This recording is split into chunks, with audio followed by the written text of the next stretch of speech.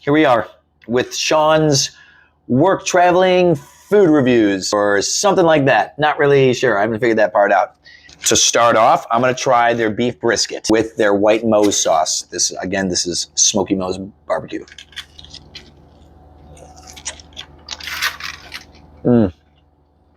Wow, that is so good. Secondly, I'm going to try their sliced turkey breast. It's funny, you never really think of turkey other than Thanksgiving. At least I don't, that's for sure.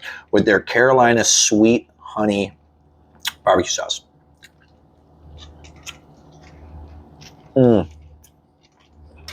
Okay, next is their collard greens. That is so good. Next, we have the mac and cheese.